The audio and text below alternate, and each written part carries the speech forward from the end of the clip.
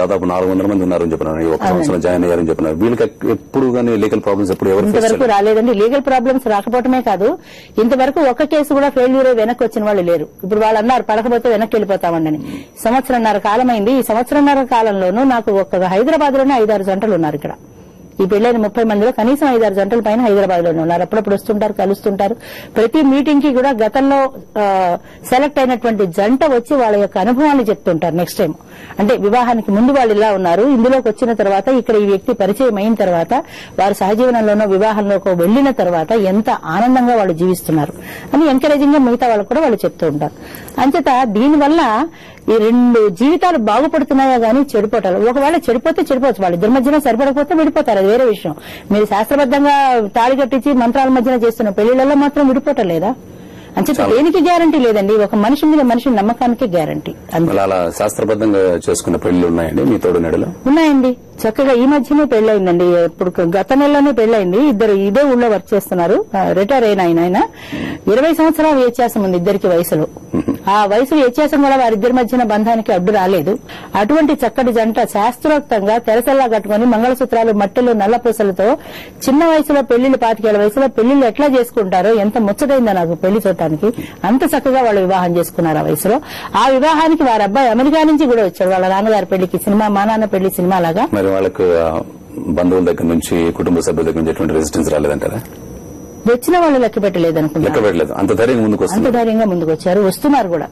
ఒక్కొక్కటి జీవితాన్ని ఒక్కొక్క కథగా చెప్పొచ్చండి. ఈ 30 జీవితాలని ఒక్కొక్కరిది ఒక్కొక్క రకమైన కథ.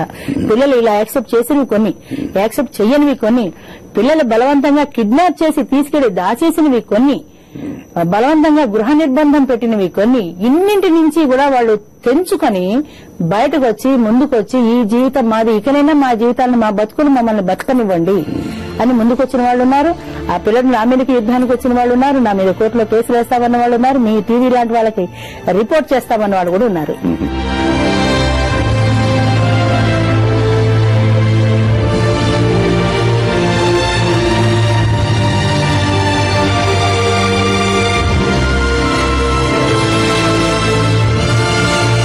కొడుకుల్ని తల్లిదండ్రులు పట్టించుకోలేని బిడ్డలు చాలా మంది ఉన్నారు కనుక వార్ధక్యంలో ఒకరికొకరు తోడు అవసరం. ఎందుకంటే యవ్వన కాలంలో ఎలాగన్నా మనం నెట్టుకొస్తాం, కానీ ఒక వయసు వచ్చేసరికల్లా ఒకరికొకరికి ఆసరా కావాల్సింది కనుక మాకు ఎవరైనా తోడు దొరికితే బాగుండు అనుకున్నాము.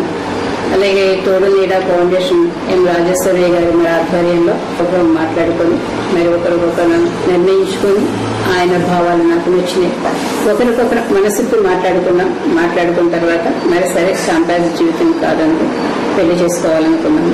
చాలా హ్యాపీగా ఉన్నాం. ఎందుకంటే ఈ వయసులో ఒకరికొకరు తోడు నీడగా ఉంటూ మరి ఇలాగ మా జీవితం సాగిస్తున్నాం. చాలా హ్యాపీగా ఆనందంగా ఉన్నాం. మీ తోడు నీళ్లు చేరిన వాళ్ళ దగ్గర వాళ్ళు చాలా హ్యాపీగా ఉన్నారు. కానీ సెల్ఫ్ ఇంపోజ్డ్ రెగ్యులేటర్స్ ఉన్నాడు. సంస్కృతి సంప్రదాయాలు మేము కాపాడుతున్నాం అని కొన్ని ఫండమెంటల్ ఆర్గనైజేషన్స్ ఉన్నాయి. వాళ్ళు డెఫినెట్ గా మీకు అపోజ్ చేసి ఉండాలి. అపోజ్ చేసే అవకాశం ఉంది. ఎదురు చూస్తున్నారా?